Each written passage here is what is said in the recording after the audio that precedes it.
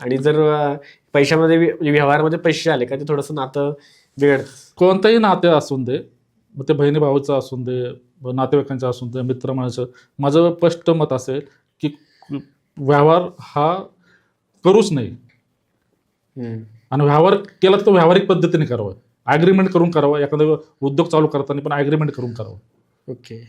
आणि शक्यतो उधार हा शब्दच आयुष्यात नसावा. आयुष्यात उधार घेऊन कुणीही काही करू नये आणि कुणीही कुणाला उधार देऊ नये. माझं हेच आहे की लोकांच्या आयुष्यातून उधार हा शब्दच निघून जावा. कुणाला द्यावं पण नाही लागू नये आणि कुणाला घ्यावाही लागू नये उधार. जर तुम्ही स्वतःचं बघा, मला काय सांगायचं, तुमचं इन्कमनुसार जर तुम्ही प्लॅनिंग केलं ना सर, तुम्हाला उधार मागायची गरजच नसते. हो, पण जर तुम्ही रन काढून सण करत असेल तेव्हा तुम्हाला गरज लागते उधाराची. बरोबर. आणि अशी कोणती गोष्ट असं नाही की त्याला खूप मोठा खर्च येतो.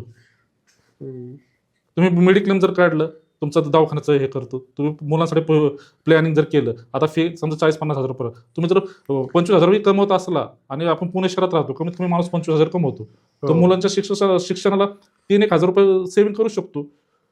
पण तुम्ही त्या मुलाच्या वाढदिवसाला 20,000 रुपये खर्च करतात. 50 मुलांना तुम्ही स्नॅक्स घालवलं, तर तुम्ही विचार करा, तुमच्या वेळेला तुम्हाला केक तरी माहित होता का? हा, केक माहित नव्हता आपल्याला. आपल्याला कपडे वर्षातून एकदा मिळायचे. आज आपल्या मुलांना आपल्यापेक्षा किती पटीने देतो. त्याच्यासाठी केक आणतो, त्याच्या मित्रांना स्नॅक्स देतो, म्हणजे आपल्यापेक्षा खूप चांगलं देतो त्यांना. पण त्यांना एवढं पण नका देऊ नका की आयुष्यामध्ये ते काही करू शकणार नाही. त्याला प्रत्येक गोष्टीची जाणीव करून द्या.